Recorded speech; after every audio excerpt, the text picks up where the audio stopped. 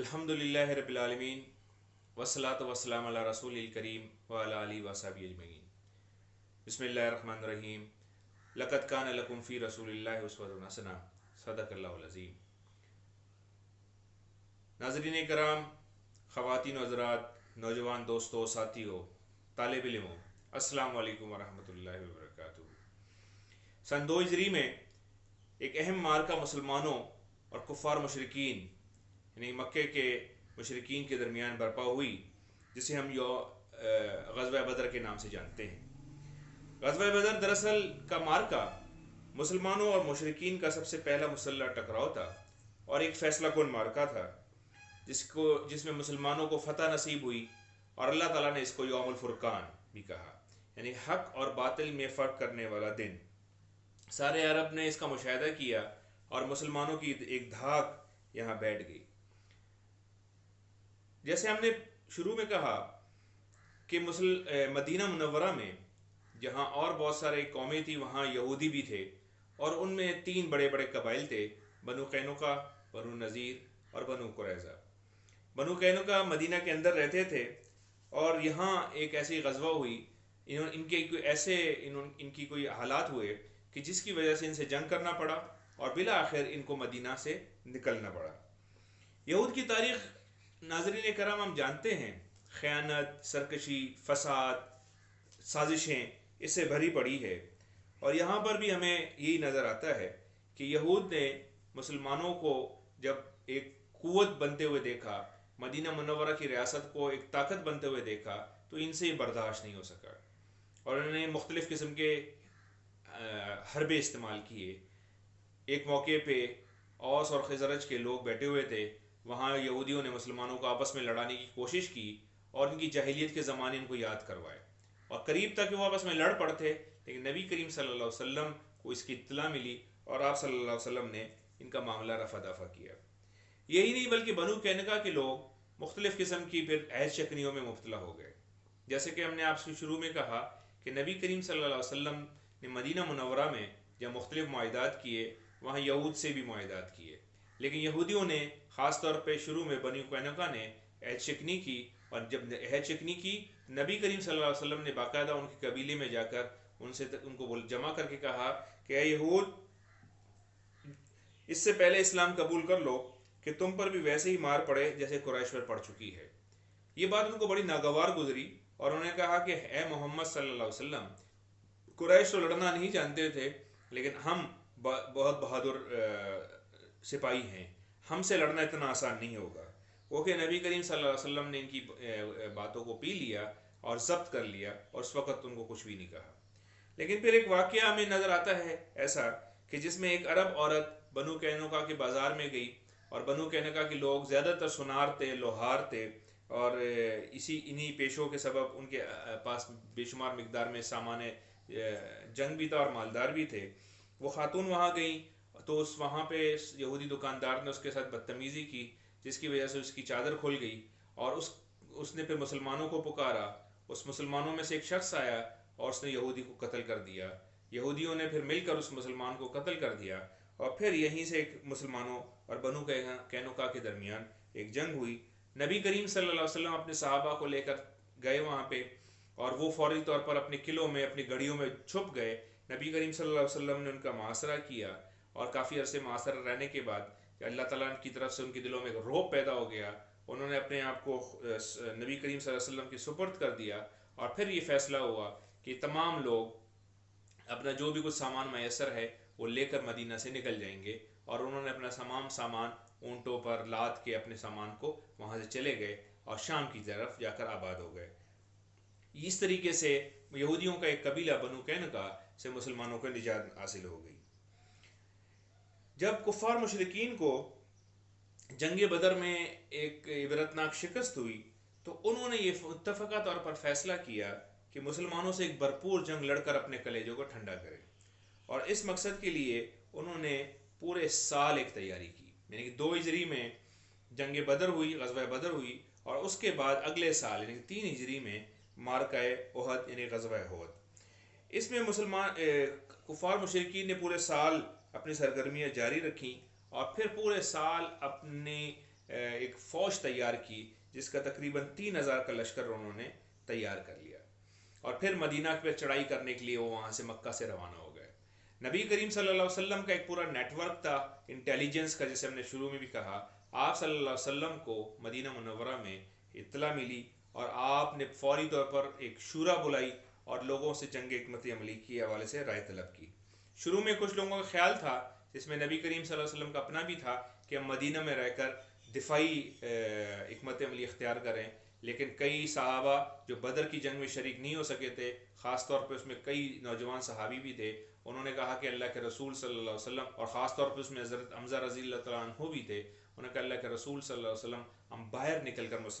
کفار مشرکین کا مقابلہ کریں گے۔ نبی کریم صلی اللہ علیہ وسلم نے پھر متفقہ طور پر فیصلہ کیا کہ ٹھیک ہے، ہم احد کے میدان میں جا کر کفار مشرکین کا مقابلہ کریں گے کھلے میدان میں۔ اس طریقے سے آپ صلی اللہ علیہ وسلم کا جو لشکر تیار ہوا وہ تقریباً کم و بیش 1000 صحابہ پر مشتمل تھا، 1000 سپاہیوں پر مشتمل تھا، جس میں 300 لوگ وہ تھے جو عبداللہ بن ابی کے ساتھ موجود تھے۔ عبداللہ بن ابی کے کردار کے بارے میں ہم نے شروع میں بھی کہا کہ وہ شخص تھا کہ جس کو آپ صلی اللہ علیہ وسلم کی آمد سے پہلے مدینہ کی بادشاہت ملنے والی تھی، لیکن آپ صلی اللہ علیہ وسلم کے آنے کے بعد اس کا یہ خواب پورا نہیں ہو سکا، اور اسی کا اس کو بہت زیادہ رنج، کلک اور بغض اور کینہ اور حسد اس نے اپنے دل میں پال رکھا تھا۔ غزوہ احد کے موقع پر بھی جو 3 ہجری میں ہوئی، اس موقع پر بھی یہ اپنے 300 سپاہیوں کے ساتھ اس غزوے میں شریک ہوا، لیکن جب میدان میں پہنچے تو وہاں صرف اس بات پر کہ محمد صلی اللہ علیہ وسلم نے ہماری بات نہیں مانی، اپنے 300 لوگوں کو لے کر وہ الگ ہو گیا۔ اس طریقے سے اللہ تعالیٰ کی حکمت یہ تھی کہ منافقین کو اللہ تعالیٰ نے مسلمانوں سے الگ کر دیا۔ نبی کریم صلی اللہ علیہ وسلم نے جب غزوہ احد کے میدان میں پہنچے تو آپ صلی اللہ علیہ وسلم نے باقاعدہ لشکر کی ترتیب کی اور مختلف علم مسلمانوں کو سپرد کیے، جس کے بعد آپ صلی اللہ علیہ وسلم نے لشکر کو 3 حصوں میں تقسیم کیا۔ مہاجرین کا دستہ، اس کا پرچہ آپ صلی اللہ علیہ وسلم نے مصعب بن عمیر رضی اللہ تعالیٰ عنہ کو دیا۔ قبیلہ اوس کا دستہ، اس کا علم حضرت اسید رضی اللہ تعالیٰ عنہ کو عطا فرمایا، اور قبیلہ خزرج یعنی انصار کا دستہ حباب بن منذر رضی اللہ تعالیٰ عنہ کو دیا۔ اس کے بعد آپ نے جنگی حکمت عملی کے تحت باقاعدہ اپنے پشت پر، آپ کی پشت پر احد کا پہاڑ تھا، وہاں اپنے لشکر کو ترتیب دیا، اور یہاں پہنچ کر جنگی نقطہ نظر سے آپ نے ایک اہم فیصلہ کیا۔ وہاں پر ایک ایسا علاقہ تھا کہ جہاں پر مسلمانوں کا دفاع کمزور ہو سکتا تھا، تو وہاں پہ حضرت عبداللہ بن جبیر بن نعمان انصاری رضی اللہ تعالیٰ عنہ کو وہاں پر آپ نے تعینات کیا۔ وہاں پر ان کے ساتھ 50 کے قریب تیر اندازوں کو بھی تعینات کیا۔ ایک چھوٹی سی پہاڑی تھی اس جگہ پر، اور اس کو جبل رمات کے نام سے مشہور ہے۔ آپ صلی اللہ علیہ وسلم نے ان کو جب وہاں پر متعین کیا تو آپ صلی اللہ علیہ وسلم نے باقاعدہ ان کو مخاطب کر کے کہا کہ شہ سواروں کو تیر مار کر ہم سے دور رکھو، وہ پیچھے سے ہم پر چڑھنا آئے، ہم جیتے یا ہاریں، تم اپنی جگہ رہنا،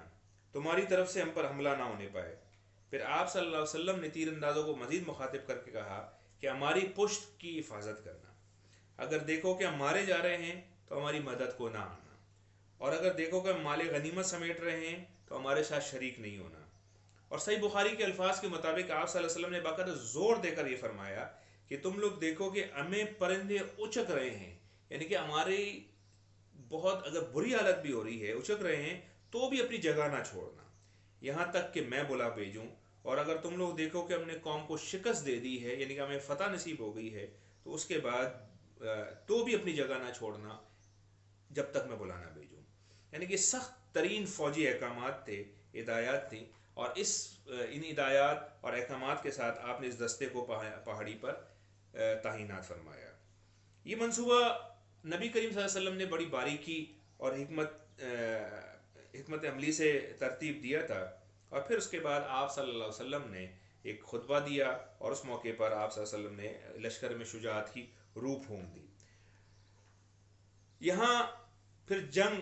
کی اس کی تفصیلات بہت زیادہ ہیں، لیکن ہم ان تفصیلات میں گئے بغیر آپ کو آگے کے واقعات سناتے ہیں کہ عام جنگ شروع ہوئی، مسلمانوں کو غلبہ نصیب ہونا شروع ہو گیا، لیکن یہاں ہم دیکھتے ہیں کہ نبی کریم صلی اللہ علیہ وسلم کے چچا حضرت حمزہ رضی اللہ تعالیٰ عنہ جو بہت بہادری کے ساتھ لڑ رہے تھے، ان کو ایک حبشی، اس کا نام وحشی تھا اور ایک غلام تھا، اس نے نیزہ مار کر آپ رضی اللہ تعالیٰ عنہ کو شہید کر دیا۔ بعد ازاں پھر آپ کا مسئلہ بنا دیا گیا اور بڑی یعنی کہ دردناک ان کی شہادت ہوئی۔ اور جب نبی کریم صلی اللہ علیہ وسلم نے جنگ کے بعد ان کی لاش کو دیکھا تو آپ بہت زیادہ رنجیدہ ہوئے۔ یہاں ہم یہ دیکھتے ہیں کہ نبی کریم صلی اللہ علیہ وسلم کی حکمت عملی کے نتیجے میں مسلمان بڑی بے جگری سے لڑے، مسلمانوں مشرکین کو شکست آنا شروع ہوئی اور وہ بھاگنا شروع ہو گئے۔ جب وہ بھاگنا شروع ہوئے اور مسلمانوں نے ان کا تحقق کیا تو یہاں تیر انداز جو نبی کریم صلی اللہ علیہ وسلم نے ان تیر اندازوں کو جو تعینات کیا تھا، وہاں انہوں نے اپنی جگہ چھوڑ دی اور ان سے ایک خطرناک قسم کی خوفناک غلطی ہو گئی۔ ان کے سردار جو ہم یہ دیکھتے ہیں عبداللہ بن جبیر رضی اللہ تعالیٰ عنہ، انہوں نے دیکھا کہ تیر انداز چھوڑے جا رہے ہیں۔ انہوں نے کہا اللہ کے رسول صلی اللہ علیہ وسلم نے جو ہمیں ہدایت دی تھی ان کو یاد کرایا۔ انہوں نے کہا اب تو مسلمانوں کو فتح ہو رہی ہے، مسلمان ہمارے غنیمت لوٹ رہے ہیں، تو وہ بھی جگہ چھوڑ کے چلے گئے۔ صرف 9 کے قریب صحابہ حضرت عبداللہ بن جبیر کے ساتھ رہ گئے۔ حضرت خالد بن ولید رضی اللہ تعالیٰ عنہ جو اس وقت تک مسلمان نہیں تھے، انہوں نے جب دیکھا کہ اس پہاڑی پر مسلمان کمزور ہو گئے ہیں اور انہوں نے اپنی جگہ چھوڑ دی ہے، تو انہوں نے پلٹ کر وہاں سے وار کیا اور اس کے نتیجے میں مسلمان انتشار کا شکار ہو گئے۔ پیچھے سے بھی جو لوگ بھاگ رہے تھے قریش کے، انہوں نے جب پلٹ کر دیکھا کہ پشت سے مسلمانوں کے اوپر خالد بن ولید نے حملہ کر دیا ہے، تو وہ بھی پلٹ کر آئے اور انہوں نے بھی مسلمانوں کے اوپر حملے شروع کر دیے۔ یہاں پر ایک اور بھی معاملہ ہوا کہ نبی کریم صلی اللہ علیہ وسلم کی شہادت کی خبر اڑا دی گئی، افواہ اڑائی گئی اور اس کے نتیجے میں مسلمانوں کا دل بیٹھ گیا اور اس کے بھی مارکے میں بڑے اثرات ہوئے۔ یہاں البتہ یہ ہے کہ مسلمان ایک ایسا موقع بھی آیا کہ نبی کریم صلی اللہ علیہ وسلم کے ارد گرد صرف 7 یا 9 صحابہ رہ گئے تھے، جس میں حضرت سعد بن ابی وقاص اور حضرت طلحہ بن عبید اللہ رضی اللہ تعالیٰ عنہ عشرہ مبشرہ میں سے ہیں، وہ موجود تھے۔ نبی کریم صلی اللہ علیہ وسلم کی حفاظت کے لیے وہ اپنے جسموں پر تیر اور تلوار روک رہے تھے۔ یہی وہ موقع ہے کہ جس میں نبی کریم صلی اللہ علیہ وسلم کو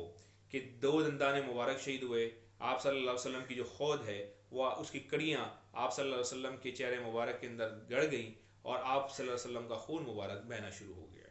یعنی آپ صلی اللہ علیہ وسلم اور صحابہ اور مسلمان بہت وہاں پر اس موقع پہ بہت زیادہ جو ہے وہ خراب صورتحال کا شکار ہو گئے۔ اس موقع پہ پھر دوبارہ اللہ تعالیٰ کے رسول صلی اللہ علیہ وسلم نے مسلمانوں کو دوبارہ پکارا اور مسلمان دوبارہ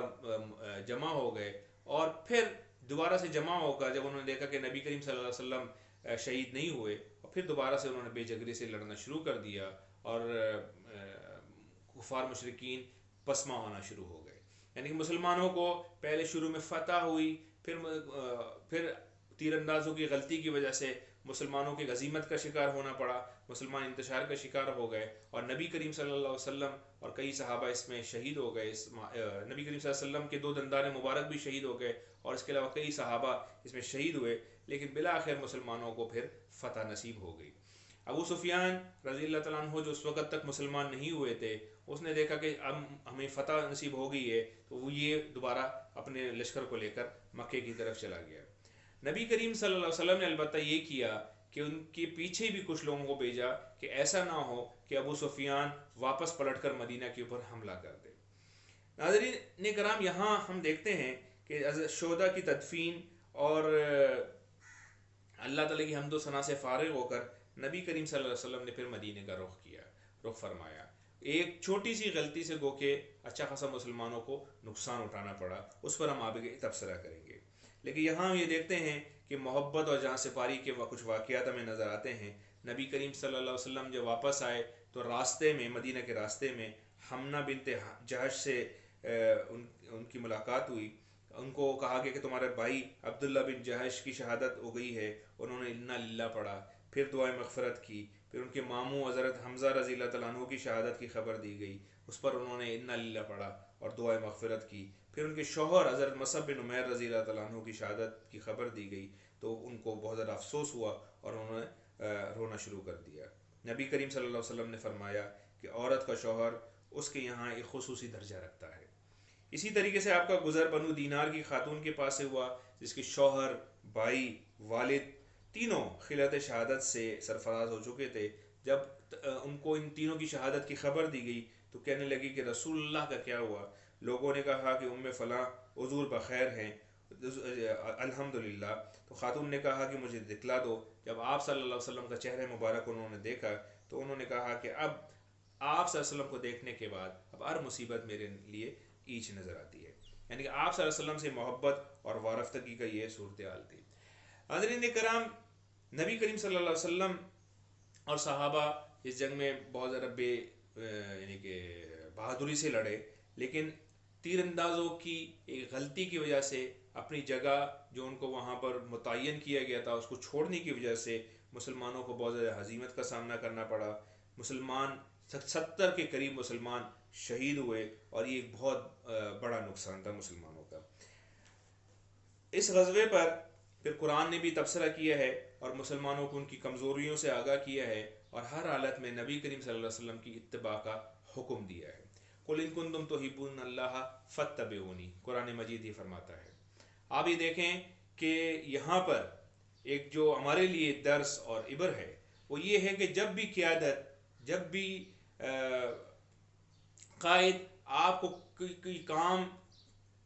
سونپ دے، کوئی کام تفویض کیا جائے، کوئی کام ڈیلیگیٹ کیا جائے، کوئی جاب اسائن کر دی جائے، تو اپنی جگہ کو نہیں چھوڑنا، اپنے کام کو کرنا ہے مکمل۔ اس کے بعد پھر جو حالات ہوتے ہیں اس کے مطابق ہم نے قائد کے ہدایات کے مطابق چلنا ہے۔ اس موقع پر بھی اگر وہ تیر انداز عبداللہ بن جبیر کی بات مان لیتے تو یقیناً جنگ احد میں مسلمانوں کو اس مشکل کا، اس نقصان کا سامنا نہیں کرنا پڑتا۔ اللہ تعالیٰ سے دعا ہے کہ سیرت طیبہ کے واقعات سے ہمیں عبرت حاصل کرنے کی توفیق عطا فرمائے، آپ صلی اللہ علیہ وسلم کے بتائے ہوئے طریقوں کے مطابق اپنی زندگیوں کو چلانے کی توفیق عطا فرمائے۔ آمین والحمد للہ رب العالمین۔